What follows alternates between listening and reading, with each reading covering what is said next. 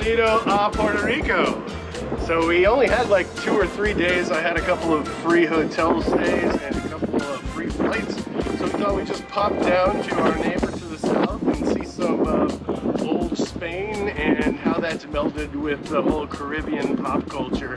And I gotta say, it hasn't disappointed. It's so colorful here, but it still feels like you're somewhere else. It feels like you're in a different country. So if you're an American, this is a real good kind of test to whether you like international travel without actually having to make the investment into a passport.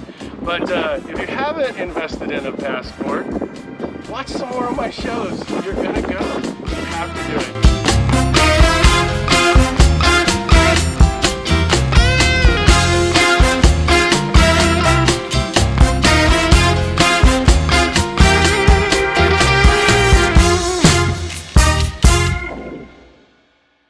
Well, I really loved being in Puerto Rico. It definitely felt like being in another country, and even though it's really close to us, it definitely had that feeling of a totally different culture from what we have here. And the history of Old San Juan, wow, just what a cool place.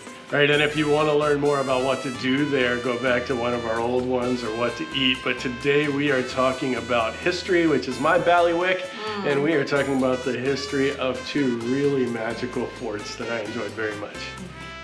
So we're inside of the Castillo de San Cristobal, which is one of the 2 museums here, El Morro being the other.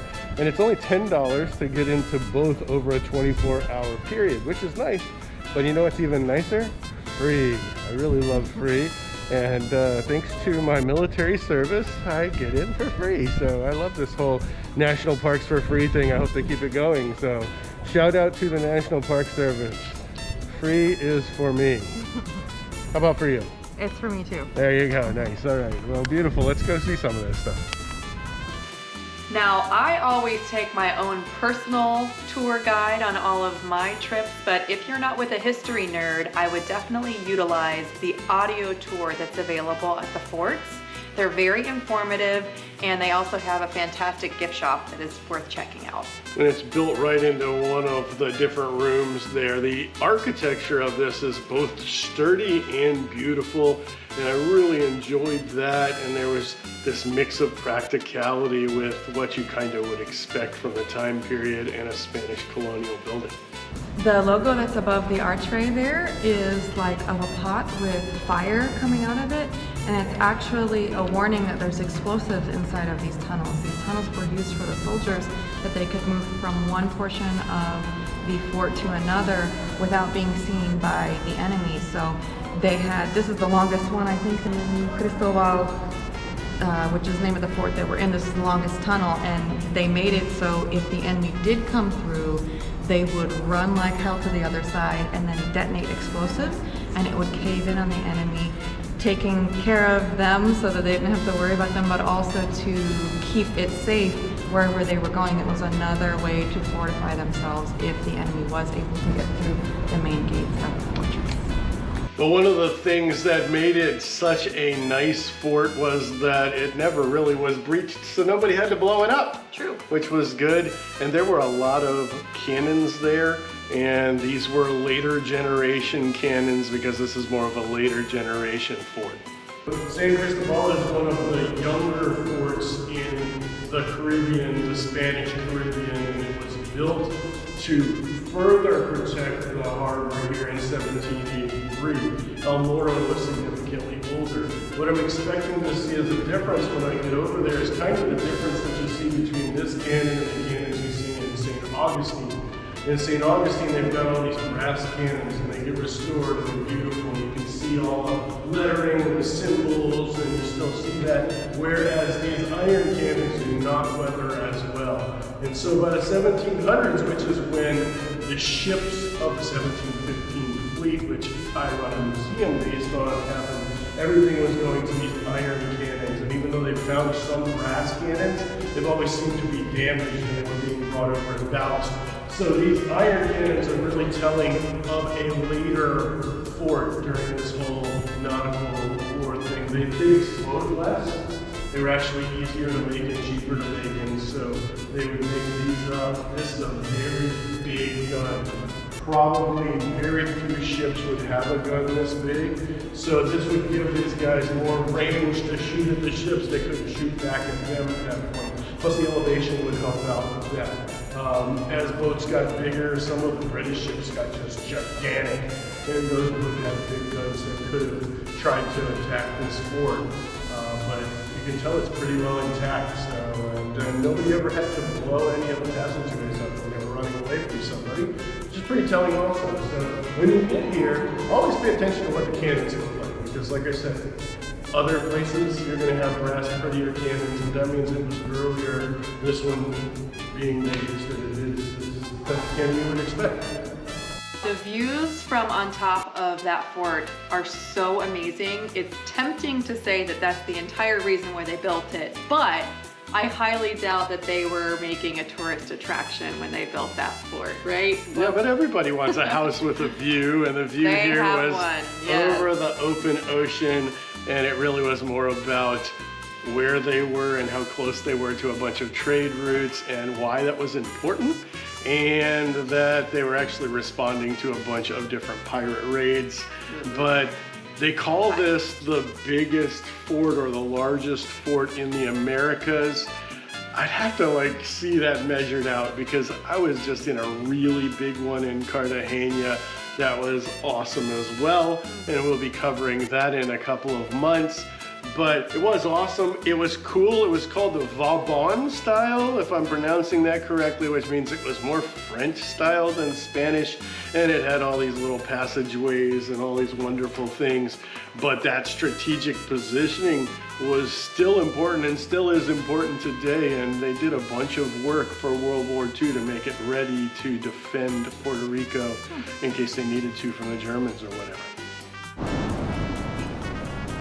So this is a more modern gun battery that was probably built during World War II, and you can tell this is still a very strategic outpost even at that point. But for early Spanish explorers, Christopher Columbus actually had discovered this place on his second or third voyage and set it up as a Spanish territory at that point. And they really wanted to hold on to this territory, both because it was a rich land and it was an area where they did prospect for gold and silver, and they used it for farming afterwards, but also because this is kind of a buffer between the Portuguese trade routes that came across straight out here and Havana, which is just a couple hundred miles to the west of here. And Havana became extremely important for your trade routes once they discovered gold and silver and other valuables in South America. And so this was kind of like the first defense of Havana from Portuguese, or in later times the Dutch and British. And it remained that way for quite some time, as evidenced by this probably World War II era bunker with its own little cool view. El Morro está aquí. Ah, está allí. San Cristobal está aquí.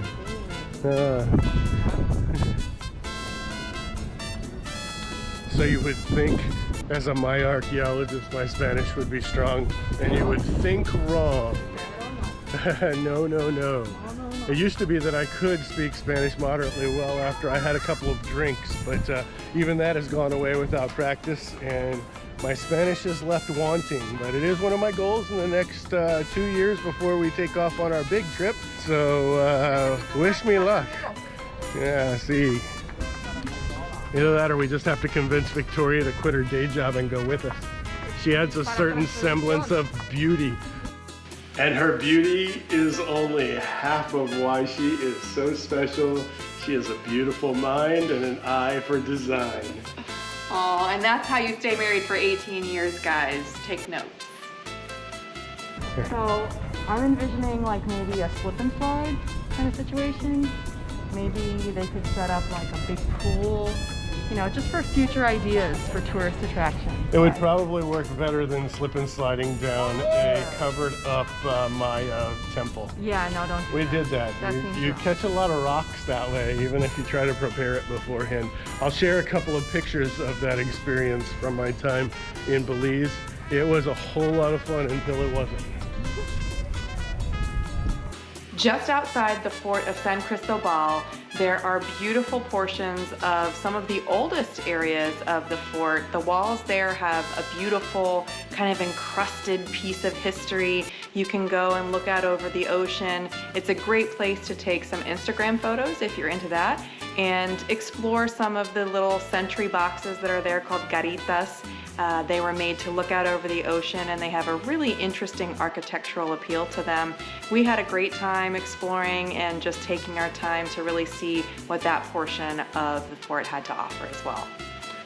The walls there were beautiful, and the sun was quickly going down, and we really wanted to catch what was supposed to be the best sunset in all of San Juan, and I can confirm that it is absolutely beautiful.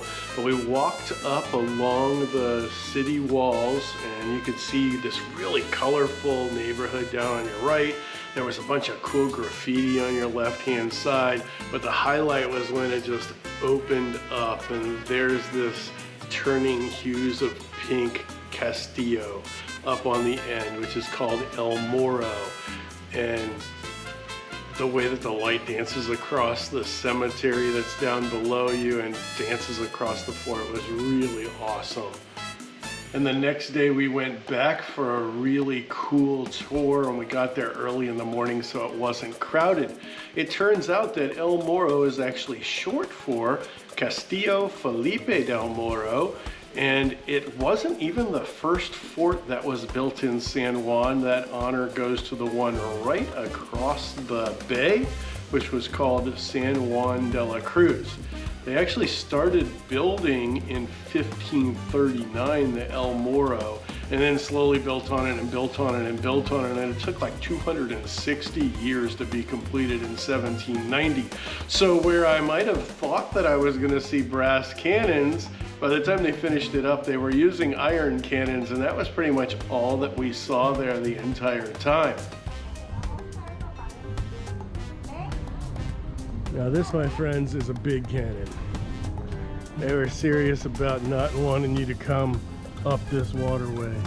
And it would have still been on a base that had wheels so that they could actually bring it up and down. It's not exactly on the right kind of stand right now, but this thing would put out a big ball. And this one was not like one of the ship-to-ship ones that would have been meant to disable the ship so that they could take the ship.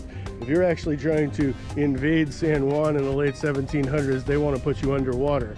And this would do a daggum good job of putting you underwater.